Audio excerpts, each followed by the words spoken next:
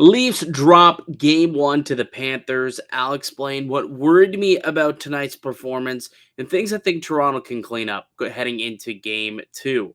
All this and more coming up on today's edition of the Locked On Leafs podcast, part of the Locked On Podcast Network. It's your team every day. You're Locked On Maple Leafs, your daily podcast on the Toronto Maple Leafs, part of the Locked On Podcast Network. Your team every day.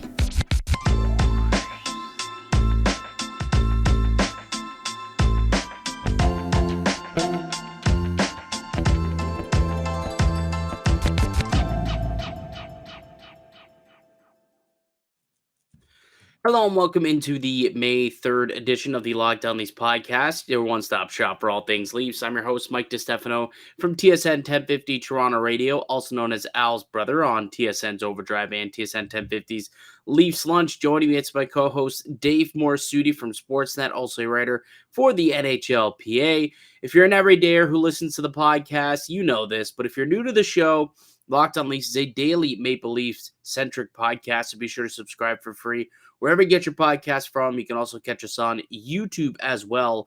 That's Locked On Leafs on YouTube. Hit subscribe. New content coming out each and every weekday, Monday through Friday. And today's show is brought to you by Gametime. Download the Gametime app, create an account, and use code LOCKEDONNHL for $20 off your first purchase.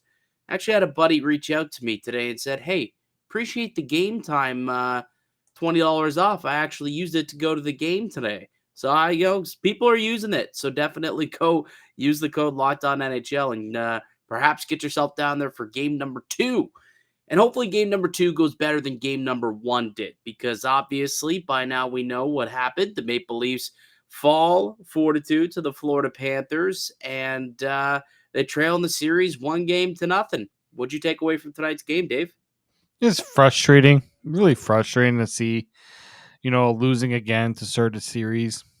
Like, that's not a trend you want to continue throughout the playoffs. So, somebody brought up that, I don't know if you saw that video of the dog that was predicting the Corgi. The Corgi. Yeah. I'm not much. I wasn't sure how what type of dog it was, and did they predict Florida?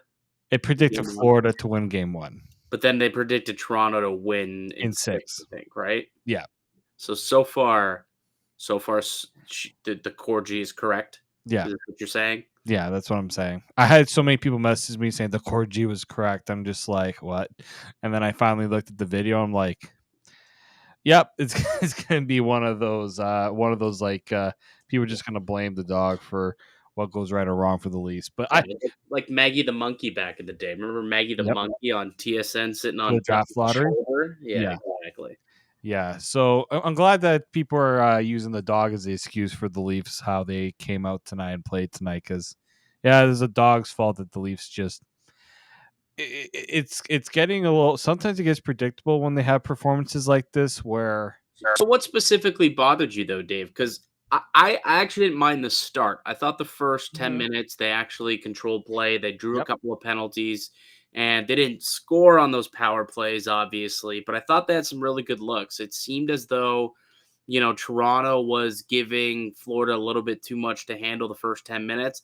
And then the script kind of flipped where the Panthers started to take control of the game in the back half of the period. Is that what you're referring to? Just kind of how the script flipped pretty quickly and Florida then kind of took a stranglehold of that? That's what we're referring to? Well, you know that when you're going to get opportunity after opportunity after opportunity and things are going to go your way, eventually things turn to the other team's favor, and you have to be prepared for when that script flips.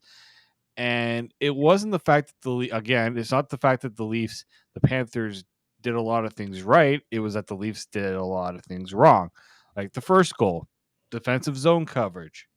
What is it? The Leafs still don't know what it is, unfortunately. And Nick Cousins, I'm glad he celebrated that like a Stanley Cup winning goal, by the way. You just gotta love that. Yeah. But yeah, like that the first goal, you're just like, what are guys doing? Like, who's accounting for who, and why does it have to turn into the War of 1812 when you're defending in your own zone? Yeah, a lot of puck watching going on that play, and then even Mitch Marner, who We'll Yeah. talk about it in a little bit, but nominated for the Selke today. He's a Selke finalist, one of the top 3 defensive forwards in the entire NHL. And go look at what he does on that play. Just a little, little tries to put his stick out in front of Tkachuk as if he's waving a wand or something, like it's a magic trick. And Tkachuk just says, "Okay, I'll walk right past you," and it takes a shot on goal. And then no one picks up the man at the side of the net, and it's an open cage rebound goal for Nick Cousins. Exactly. It was something that Sheldon Keefe. I was at the game. I went to the press conference afterwards, and it was a couple of. You look at most of those goals, and a lot of them, he could point to and say, similar to how he proclaimed after game 1, some very uncharacteristic things were happening. Like that was one. You look at the game-winning goal by Verhaeghe. I mean, they for the most part kept Tampa Bay in front of them, right? They were on top of pucks and then get a whole lot off the rush, Tampa. There was a couple, obviously, but, they had said that the game plan when Verhaeghe was on the ice, keep him in front of you because he, more than anybody on that team, can pick his corner. And lo and behold, he gets his shot on a rebound, on a breakaway, picks his corner, turns out to be the game winner. So, there was kind of fault being given on each and every one of those goals that the Mhm. Maple Leafs did end up giving up, and some uncharacteristic play. I thought that Florida though played pretty well. Like as much as you want to put this blame maybe on Toronto, I thought that Florida kind of just played a sound game, and they kind of took it to Toronto. And that Matt Tkachuk line in particular, I thought was just very Toronto in their own end the entire night. Didn't matter who the hell they threw against him to try and shut down that line. They didn't really have much of an answer there. Like Tkachuk ends up with 3 apples. That dude's going to be a problem in this series, let me tell you. Yeah, he is. And, I appreciate Sheldon Keefe trying different things to try to neutralize him. Having the 4th line play a good portion against it was just not something you want to see. And I understand that at times in the last series, the 4th line neutralized Tampa's top line, but like if yeah, I just don't know how many times you can go to the well with that. Eventually, good players figure out ways to beat on players that are not as good as them, and that's exactly what that Kachuk line did. So that was very unfortunate there too, because like as good as Matthew Kachuk is, when you look at the I guess the dispersion of talent on both the Leafs and the Panthers, the Leafs should have the edge in that. But it didn't seem like that, especially at once the 10-minute mark passed and Florida started to get their legs together. And then in the 3rd period, it just felt like disorganized chaos. Florida played a very sound game. They were suffocating Leafs. They weren't giving the Leafs much of a chance to really do much, especially in their own zone. They were on top of them, as you mentioned. Something the Leafs were needed to do a better job of, being on top of players on Florida. And the Leafs it looked like they were just out of gas at the end there when they were trying to get back in the game. They just didn't have it at the end there. And credit Florida because they wore them down quite a bit. Yeah, I mean, you could definitely kind of see that that team was a little winded by the end of it, and they were out there for a couple of long shifts too. And you got O'Reilly taking a stick to the face and cutting him open, seeing blood pour down his face. He did look like a playoff warrior, though. I'll say that. Mm-hmm. Definitely a cool vibe he was giving off when that happened. But just to go back to the dominance of Matthew Tkachuk, I'm just going to read off his stat line and then the underlying numbers that accompanied it as well. Tkachuk tonight, 3 assists, a +2, 3 shots on goal, 9 hits, extremely physical. Took a couple of big licks himself, I will say, Yeah. and played over 20 minutes of ice time. But you look at his numbers at 5-on-5, and this is when you could really tell how dominant that line was. Whenever he was out there on the ice, it just seemed like the puck was always in the Leafs' end. He outshot his opposition 13-5 when out there on the ice, 2-1 in actual goals, and 69% of the expected goals ended up in favor of Matthew Tkachuk and the Florida Panthers, which basically makes sense. 2-1, it's about 2/3. And when you look at the high danger chances, 5 generated high danger chances when he was out there on the ice, 11 total, which obviously led all Florida Panthers tonight. So, like this guy was all over the place. He was such a handful, and they got to figure out a way to stop him in game 2 because dude, when that guy gets going like that, he can legitimately bring this team very, very far. I mean, he's a big reason why they ended up beating the Boston Bruins, and he's a big reason why they're up 1-0 in the series against the Leafs. The other big reason is Sergei Vasilevsky. Bobrovsky. Yeah, no, Let's be honest, that was Sergei Vasilevsky in net tonight. I first I thought you were like I wasn't sure if you're being serious with the Sergei Vasilevsky. Well, I was 'Cause trying to make a commented- joke, to be honest. I said Sergei Vasilevsky on purpose, hoping Yeah. you would, Oh, I respond did. to it, but you sat there and I was like, okay, you ruined the joke. Oh no, I got it. You ruined the joke. I was kind of going with the huh. I should have done the huh at the end there, but like, yeah, like I mentioned in a couple of group chats. You know who I, did like the I don't joke, know by the way? You know who did like the joke? who did. Jay Onrait, because I guess he posted it on one of his boards. Yeah. I made the tweet. I said, found Vasilevsky, guys. He's wearing a Bobrovsky sweater tonight at Scotiabank Arena. Holy moly. And basically, yes. Like, Bobrovsky was unbelievable tonight, especially late in that game. The Leafs were pouring it on, trying to come back down too. I said in a couple of group chats. I don't know if I mentioned in the Discord. Did he sacrifice a goat or something going into the playoffs? I mentioned to a few people that Sergei Bobrovsky. The reason why I felt like the Bruins were in trouble was because I said, Sergei Bobrovsky's getting himself going. Got to watch it here. And somebody's like, why should the Bruins or anybody be worried about Bobrovsky? They brought up his stat line. I'm just like, yeah, he's giving up goals, but he's making the saves that he needs to make in crucial parts of the game. That save on Marchand, that saved their season, quite Yes. literally. Right? Like, yeah, he's not having the Vasilevsky where he's getting shutouts, but I'm sure the Leafs were pretty frustrated when, they had great scoring chances. And look, a few went off the post. You look at that final minute alone, I think I counted like 3 goals they could have scored. But Dude, Vasilevsky, Nylander had an unreal opportunity, just kind of, going east-west, sliding to his left, made a big time stop with the pads. Like that was a save, man. Like that was where it's like, oh, we're gonna get this Bobrovsky, are we now? Oh, okay, all right, that's fantastic. Like yeah, that like was kind of my reaction when I saw him make a couple of really big key saves, especially late in that game. yeah, and that's something the Leafs are gonna have to figure out. They can't let Bobrovsky get settled in. No, absolutely not. What they're gonna have to do, I think, is get more second and third opportunities. I don't think they did that enough tonight. No, they There didn't. was chances. It's not like his rebound control was elite tonight, by the way. There were chances, but Florida did a pretty good job of, stopping Toronto from getting those, tying guys up, or Toronto doing some drive-bys, I think, at times.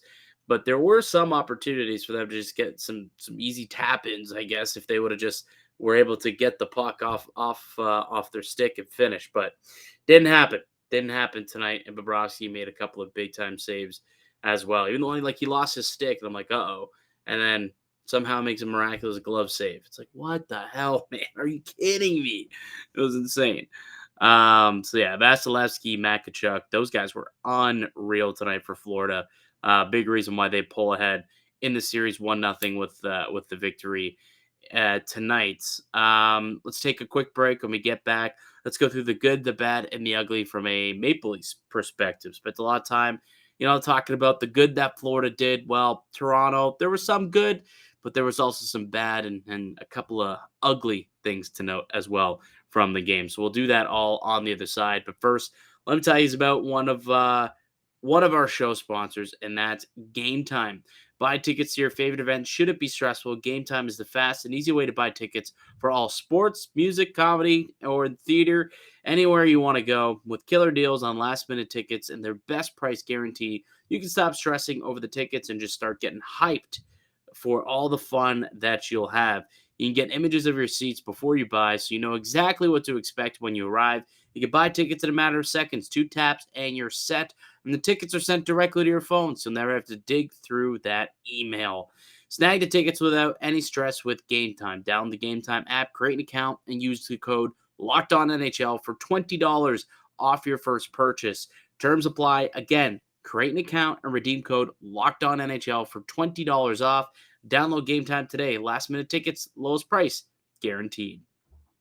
Welcome back into the Locked On Leafs podcast. It's Mike DiStefano and Dave Morassutti. We are hosts here at Locked On Leafs. If you're brand new to the podcast, thank you so much for giving us a shot. Hopefully that you enjoy it. We'll be here 5 days a week, Monday through Friday, delivering you the most up-to-the-minute Leafs content with some in-depth analysis. So if that's what you're looking for on this playoff run, make sure you subscribe to Locked On Leafs. And hey, if you're already subscribed and you're an everydayer, thanks so much for also coming on this journey with us. It's uncharted territories here. Round 2, Dave. Round 2. It's the first time in Locked On Leafs history. I've been doing this for 4 years now. It's the first time that we've been into round 2. So, uncharted territory. All right. Round 2, though, game 1 was not a happy result for Leafs fans. Obviously, they end up falling in this one, and they now trail the series 1-0. Let's talk about some of the good, though, that we did see out of Toronto tonight. There were a couple of things that I noted, but I want to get your thoughts first. I mean, it's nice to see the Michael Bunting get on the goal sheet. I thought that was a beautiful goal and should have given the Leafs new life, right? Get back into the game, and Well, it did, realistically. until obviously the not too long after, Carter Verhaeghe decides to scoop around the defense and get the 3-2 goal. But no, I thought it was a heads up play by him. Go to the net. He kind of got lost coming off the bench and goes right to the net and scores. But I mean, the big goal of the night had. I mean, Before we move on, okay. Did the television broadcast do the Selly justice for Michael Bunting? Not really. Oh, I thought the celebration was awesome. Go straight to the corner and just like hands up in the air, go straight to the glass and just sits there, does one of these like that's right, Toronto, and just right in front of all the fans, right there in the corner glass. It was awesome. But I believe you were gonna get to one rookie out of Arizona who scored his first NHL goal tonight. Yeah, it's funny because you watch the play where Florida scores to go up 2-0, and then Matthew Knies is getting a little bit of grief because it went off his stick, didn't really make the best play in the defensive zone. 11 seconds later, like Austin Matthews with eyes Great on the feed. back of his hand, just like gives it to Knies. And what I loved about the play was he messes up but doesn't give up. And you're not just not giving up on the play and finding a way to score a goal. That, I don't care how it's like, I'm one of those that don't care how it looks as long as it goes in. And I'm glad that he stuck with the play and was able to get that goal because it was an important goal. I think he was due for a goal. I think Matt Knies has been making some great plays, especially in the offensive zone. He's been, showing a lot of, his strength as a young player. Yeah. So it was nice to see him get rewarded because he definitely deserved that one. Well, it's funny because the one that he had the opportunity in the first period, which would have been even sicker. It was still a between the legs type of maneuver, and then when he actually scored his goal, it was the same thing. It was like between the legs and just kind of like shoveled it in. And he was asked post game, he's like, "Do you do that often?" He's like, "No, I just kind of it's where I had the puck and I just kind of did it." It's like, oh, okay, well, you can keep doing that, I guess, if you're going to be scoring goals that way. But yeah, I thought Matthew Knies, for sure, getting his first NHL goal was awesome. I thought that the crowd really gave some appreciation to Knies, but man, dude's been unreal. He had one play too where he was back checking pretty hard, and he ends up popping the stick and literally ripping the puck off of the Florida forward and kind of turned up ice, and it turned into another scoring chance for Toronto. So I thought Matthew Knies, again, keeps impressing game after game after game. I thought you mentioned Austin Matthews. Thought he played really well tonight. He had a lot of really good looks, especially early on. It seemed like he was dancing. I thought he was destined to score, and he had some really good opportunities, especially in the slot and on the power play. But dude, Bob's in that blocker all night long just kept kind of getting a piece of whatever Matthews was firing on net, and got to tip your cap to Bobrovsky. He was on it, man. He could really he was tracking those pucks well tonight, and unfortunately, it didn't result in any goals for Austin Matthews. But I did think that he had a pretty stellar game, both and on both ends of the ice for the most part. But what I wanted to also give a good to, it's a half good. The physicality, the big booming hits that we saw. We saw a couple from McCabe, Morgan Riley laid an unbelievable open ice body check, but all kind of got started with Luke Shen on Matt Tkachuk, right? And from there, it just seemed like it was infectious, and everybody else wanted to get in on the party and start laying these big, thunderous open ice body checks. And obviously, you want to keep up that physical play. Where it's only half good and the bad kind of creeps in is when it seemed like at times Jake McCabe maybe was chasing the big hit and, found himself out of position. I didn't think he had a particularly strong game. I think he was a -3 actually on the ice for all, well, 3 of the goals, I guess. But you look at the Verhaeghe one specifically, he makes that big hit and then tries to kind of jump up into the rush, and he ends up out of position, turnover, puck goes the other way to Verhaeghe, who's now in all alone, and that becomes the game-winning goal there. So, you could be physical, right? Keep up the physicality. I love it. The fans love it. This town always has loved the big, booming physical hits, but just make sure you're not getting out of position, right? Don't prioritize making the hit.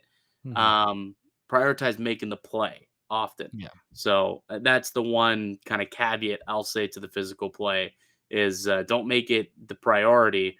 But if you have a chance, you get an opportunity to put a lick on someone, and it's not going to put you in a bad spot. Do it. Don't cop out. Lay the hit. What else? What was bad for you tonight, Dave? I wasn't a fan of William Nylander's game at points in this one. I'm gonna pull up a little screenshot here from our friend of the show, Nick Richard. Beauty. Love the play when he started. Dude, I know exactly what you're gonna show me because I was up there. I was watching it with my co-host. Actually, Pierre LeBrun was beside me, and my co-host, the Leafs Lunch, Julia, right next to me. I had the exact same thought, dude. Like the pull up, I'm like, dude, just take it, put your shoulder down, and take it to the freaking net. The amount of times that he did this in this game, at least 3 times, maybe even 4 times, where I'm like, dude, just take it to the net. What are you doing? I don't know who it was that he sent to the next hemisphere with the spin move. Like you basically eliminate a player, you deleted a player off the ice with your spin move, and then he decides to hold up to wait for other guys to catch up to him. I don't know why. And I'm like, you're trailing. You are trailing in this game. You don't have the luxury to make the plays that like trying to retain possession for some reason. I felt like that's what he was trying to do, or hoping somebody was going to come on a 2-on-1 or something. Like I don't know what the thought process was there. I don't know either, man. I mean, do you want to play? Is it a GIF? Or are you playing the? No, I'm just doing the screenshot because I just wanted to show how ridiculous it was that this ended up not being a goal. Luckily, not too long after, Michael Bunting did score to tie the game. But like, there are many moments like this in the game where I think, and you saw it late in the third period, where he goes and skates in. He has a length in that, pokes the puck forward, and he just drives through guys. Dude. And I'm just like, it's there. There was open ice for him. I think there was a lane, maybe not. He was on the ice. I'm sure he could tell a little bit better than me, but from my vantage point, it was in the third period, about midway through. It looked like he was building up enough speed where I legitimately feel like he could have split the D. I thought there was an opportunity for him to split the D and take it hard to the net, and he didn't. Yeah, the lack of assertiveness from William Nylander tonight, to me, that's also in my bad category. So we're both two peas in a pot on that one. I want to see way more assertiveness from William Nylander because Ray Ferraro was on overdrive today, former NHLer, terrific mind of the game, calls it color analyst on ESPN, and he said that he believes William Nylander can be an X factor in this series because there's not many teams that their third best offensive weapon has the talent that Nylander has. There's some teams in the NHL where their top talent doesn't even equate to what Nylander can bring you. So to have that type of secondary scoring, and we'll call that secondary with Matthews and Marner being the primary scorers, to have that second wave of offense is special if he actually puts it all together. Like he's got to exactly. actually actively go out there and be assertive and take the puck to the net. Don't be so passive with your stop ups. It's just, it's insane to me. Insane sometimes. But yeah, that actually grinded my gears a little bit as well. What else did you have in your bad category, or did you want to move on to the uglies? Bad. I thought Brody and McCabe, like there were some good moments, but there was also the bad moments, right? Like the Verhaeghe goal, you have McCabe pinching down, so Brody's kind of on his own defend the play. He goes for the puck, not realizing he doesn't have the support behind him, and at least that goal for Verhaeghe. Like there's got to be better awareness, and like there's times in this playoffs where Brody just hasn't looked very good.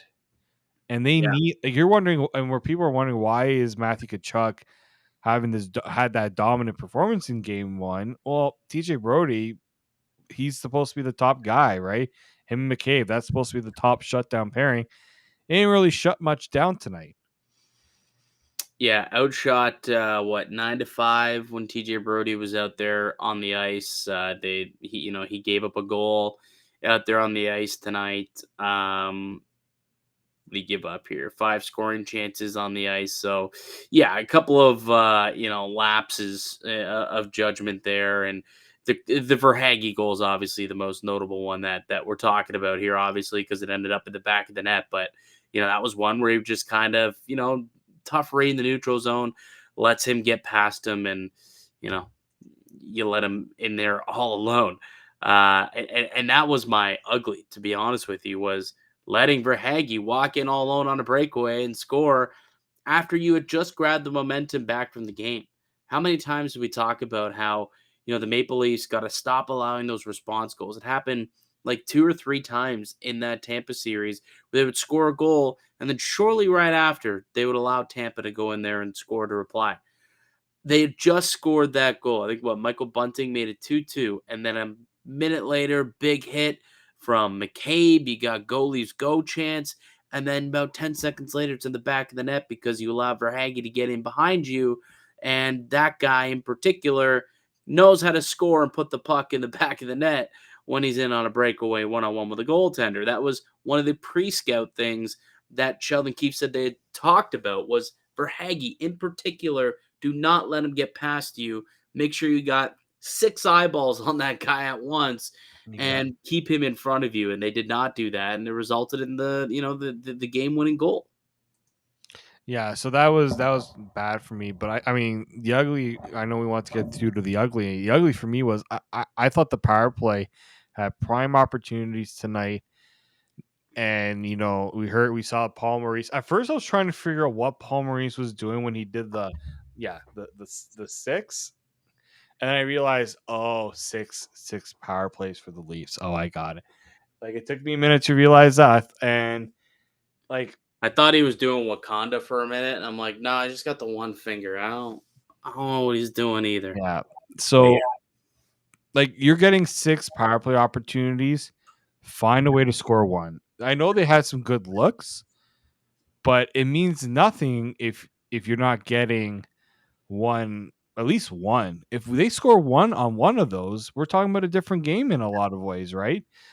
And that's something that can't happen in this series. If you look at what in that, if you look back at the game 7 between the Bruins and the Panthers are up 2-0. They get into penalty trouble because that's the Florida Panthers. And Paul Maurice was trying to make it seem like Toronto was getting calls. No, the Florida Panthers were the second most penalized team in the NHL this season. So I don't know what he thinks the other 31 times they played other Well, teams. so it's funny because Paul Murray spoke on that exact thing Yep. in his press conference today, post game, and basically said that last year they were a super penalized team. They built a reputation of being a penalized team, and in his opinion, they've cleaned that up, but the reputation's still there. It's kind of like a Michael Bunting effect, Yep. but team wide for them, in his opinion. So what he was talking about also was when you look back at the last 8 games, they've lost the penalty margin. They've had a lot more called on them than they've been able to draw, Yep. and he basically is equating it to the Michael Bunting, where it's we expect at this point for the opposition to end up with more calls because he said it's happened for 8 straight games now, so we expect that to be the case. I don't know about you, but when you high stick and slew foot someone on the same play, usually that's gonna get called. And how it didn't get called initially, like the Discord chat was not too pleased, and No. then eventually the right call was made. But I mean, I still think there were more calls that could have been made in this game. Like there was some obvious things that I saw. I don't know if you saw anything else or if other people were making any other comments. Yeah, there was a couple like throughout the game where I'm like, oh, that looked like that could have been a hook or that could have been a slash. Actually, there was one slash. I can't remember who it was, but I do vividly remember saying to myself, so y'all called the Giordano hooking earlier in that game, which was the most bogus, softest call of all time. Yet some dude literally hacked the stick out of was it Nylander's hand, I want to say, and no call. And it's Yeah, like, it okay, was definitely Neil. Yeah, that was one I just went, yeah, okay. Like it was almost like the refs didn't want to make it seem like they were going to be calling everything, and it's just like if it's obvious, you got to call the obvious ones at least. yeah. But But I'm not going to sit here and complain about the officiating. I don't think nope, the officiating was not the reason why no, it was not. Maple Leafs. If anything, the officials were probably a little bit more. I mean, the Leafs got more power plays. I mean, they got to finish on their power plays. That's like it, and that just goes back to what your ugly truly is was the power play. The fact that they couldn't finish. Like there was some Exactly. opportunities. They got some good looks, but you got to put the puck in the back of the net. We've been here, man. We know how important the power play's got to be. The last 3 years when the Leafs faced first round eliminations, their combined power play was 14.3%. That's not a winning formula. No. And when you look at how piss poor this penalty kill is for the I keep on calling the Carolina Panthers, for the Florida Panthers, they were 59% in round 1. 59% kill rate. Yeah, I And was you couldn't saying get one? You couldn't score one? like Golly. they almost lost that game 7 to the Bruins because they couldn't stay out of the box. Like it's their MO, and I don't know how. They gave up 11 power play goals through the 7 games. Yeah, like you can't tell me that maybe at some point Vasilevsky Vasilevsky. Now you got me calling him Vasilevsky. Well, I mean, basically was. Yeah, Sergei Bobrovsky Vasilevsky Jr.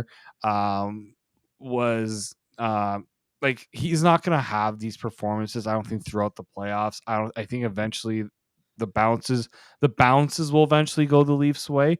You kind of hope.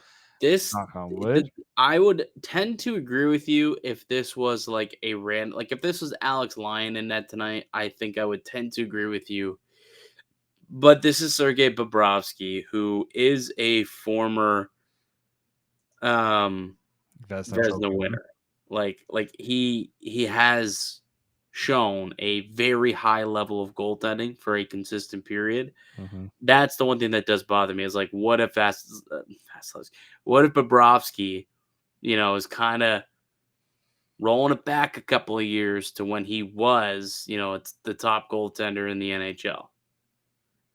And then I it's mean, a hot goalie can do wonders for you. Go ask Carey Price with the yep, Montreal Canadiens a few years ago. Like Bobrovsky could do very similar things with, Kachuk and Sam Bennett doing what they can do offensively. Verhaeghe, obviously, they've got Brandon Montour and Ekblad on the blue line. There's some pieces there in Florida. They get hot goaltending, man.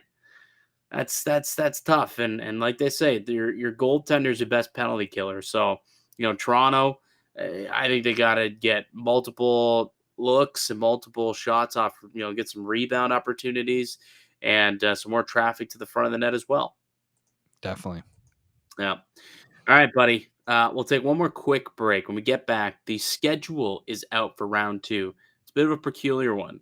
And Mitch Marner has been nominated for a major award. We'll talk about that as well on the other side. I'm Mike DiStefano with Dave Morassutti. Listen to the Locked On Leafs podcast, part of Locked On Podcast Network. It's your team every day. And just a reminder that today's show is brought to you by a product that I use literally every day, AG1 by Athletic Greens. Maybe you're like me, you want to be healthy and eat well, but it's always easier said than done. That's no longer the case with AG1. With one delicious scoop of Athletic Greens in a glass of water each day, you're absorbing 75 high-quality vitamins, minerals, whole food source superfoods, probiotics, and adaptogens to help start your day right. This special blend of ingredients supports your gut health, nervous system, immune system, energy, recovery, focus, aging, all those things that I mentioned. It can be hard and expensive to keep track of multiple different supplements and vitamins, not to mention how hard it can be on your stomach. AG1 costs you less than $3 a day. You're investing in your health and it's cheaper than your cold brew habit. Right now, it's time to reclaim your health and arm your immune system with convenient daily nutrition. To make it easy, Athletic Greens is going to give you a free 1-year supply of immune supporting vitamin D and 5 free travel packs with your first purchase. All you have to do is visit athleticgreens.com/NHL network. Again, that is athleticgreens.com/NHL network to take ownership over your health and pick up the ultimate daily nutritional insurance. Welcome back into the Locked On Leafs podcast. It's Mike DiStefano and Dave Morassutti. The first game is in the books in this round 2 series. Montreal. The Florida Panthers took it by a score of 4-2. They lead 1-0. The schedule is finally out. The remaining schedule for games 3 and game 4. And we have the dates also for 5, 6, 7, should it get that far. There was a little bit of controversy here, Dave. So we went to bed last night on Monday without knowing what games 3 and 4, what days they were going to be played on. And it's weird because they are legitimately games that are going to happen. It's not like they're if necessary. Like these games are happening, and the NHL had to figure it out real quick. And they didn't figure out exactly when those games were happening until about midday on Tuesday, 5, 6 hours before the series starts, until they finally figured it out. And a little bit of bad news. No Saturday Night Leafs hockey this weekend. They're pushing it to Sunday, Dave. Yeah. Sunday. Game 3. So game 1 was here tonight in Toronto. We saw it happen. We'll forget about it. Like a goldfish, right? Right? Like a goldfish. Mhm. Memory of a goldfish. Absolutely. Game 2 going to be Thursday in Toronto. Game 3. Little 3-day break. Come back on Sunday. Sunday in Florida. 6:30 start time on Sunday, May 7th for game 3. 2 more days off. And it's a Wednesday, May 10th for game number 4. So it's crazy. There's going to be 2 days off in between games 2 and 3, and then 2 more days off in between games 3 and 4. And then they go every other day after that with the Friday, Sunday again, and a Tuesday. Now, my birthday is May 13th, next Saturday, so that actually makes me a little excited because then, I could kind of do whatever. Don't have to worry about the game or worry about them breaking my heart like 2013 when the collapse happened on May 13th. So, won't have to deal with that again. But kind of a dumb sked. Yeah, don't want to make because you're talking about the first off the early start on the Sunday game for game 3 and then the 3 days off in between. I'm trying very hard not to make a Florida seniors joke right now. The seniors need an extra few days to get themselves, prepared for after the first game. I don't know if that was going to land, but what was more annoying? I mean, I would hate for the mothers right now if this series goes to 6 games Oh, yeah. on Mother's Day, and you're gonna have a Leaf game on Mother's Day. Think of the poor mothers, NHL. What are you doing? Well, could be a nice victory on Mother's Day. Maybe a series advancements on Mother's Day. That could be the Could be. case in 6 games for hopefully the Toronto Maple Leafs, obviously. Um, so the reason for it, though, it's the TV networks in the states. That's the reason why we're having this weird, wacky schedule. And I know, for us up here in Canada and Toronto, why should we let the states dictate, how we watch our hockey, how Saturday night hockey is a fixture in Canadian hockey culture? Unfortunately, they swing it a little bit harder down there with TNT and ESPN, and they're able to hold a little bit more weight. And when they're battling with the NBA playoffs, they kind of do have some pull as to when things happen. Apparently, in Florida this weekend, they're playing in Miami, the Heat. So they did not want to overlap games, Miami and the Panthers on the same day. They did not want to have overlap. So that was kind of the big reason why they decided to move it to the Sunday.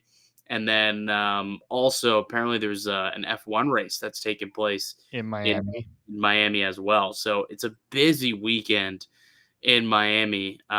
So if they could kind of push the hockey to the end of Sunday when all that's kind of over, and then they get the Wednesday as well, I guess it just kind of frees up the city a little bit more so that they can actually get fans go, because we know that they're trying their best to not allow any Maple Leaf fans to get into that building. So maybe by doing it this way, by not overlapping it with the Heat game, they could actually get a couple of people to go into their own barn and not rely on the Snowbirds and the Canadians, who are definitely getting into that building.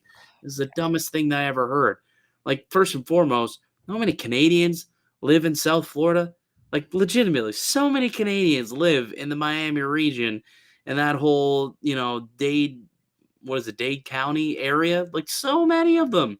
And second of all, there's something called the secondary market. Go to StubHub, or better yet, go to our sponsor, Gametime, to get the tickets. Gametime will sell them to Canadians, people. Go to Gametime if you want to get your ticks for the Florida Panthers game. You want to go down there. That was the dumbest thing I ever heard when I saw they're trying to limit Canadians from flocking down to support the Maple Leafs. It ain't going to work. It's still going to be probably at least a 50-50 crowd, if I had to say. Yeah, now they don't want the Canadian support because Yeah, exactly. it's okay the other time of the year where they can't barely even get 10,000 in their own barn. But then when the Canadian teams come, it's like, oh, thank you so much for making sure you support the Panthers there. But also, I got people in the States I can call and say, hey, I need a ticket. Can you just purchase it on your credit card and I'll pay you back? Exactly. You know what else can work? A PO box. Like, it's legitimately, it is not difficult. If anybody wants to actually get tickets to go down to the game and you're worried about getting blocked out by this whatever thing that the Panthers are trying to do, very, very, very simple ways to get around it and get yourself into that building. Would not be worried about it one iota. Also, scalpers still exist, people. Like at the end, scalpers still exist. It's mainly electronic these days, but they still exist. You can still get down there and find your way into that building. So that's gonna be the sked for the rest of the series. You got game 2 going down Thursday. Sunday will be game 3. Wednesday will be game 4. Game 5 will be Friday, and then and game 5 will happen, guaranteed, because there's no chance. We know game 5 is going to happen. That's all we'll say. Game 6 and 7, man, we'll see. Maybe necessary. Who knows? Maybe Toronto can, have a little gentleman's sweep action. You know what I'm saying? Well, here you go. We'll give you one little cookie, and then we'll kick your ass the rest of the way. I think that's what happens. But Dave, that'll do it for us here today, pal. That will do it for us here today. We will reconvene tomorrow for game 2. Game number 2. The Leafs will try and even up the series. That'll do it for us here today on the podcast. So I'd like to thank you all for listening and supporting the show. You can subscribe to the Locked On Leafs podcast on all podcast platforms and receive daily Leafs content. Follow myself on Twitter at Mickey_Canuck. Follow Dave at D_Morassutti. Follow the show as well at Locked On Leafs. We'll be back for another episode tomorrow to tee up game number 2. But until then, keep it locked right here on Locked On Leafs.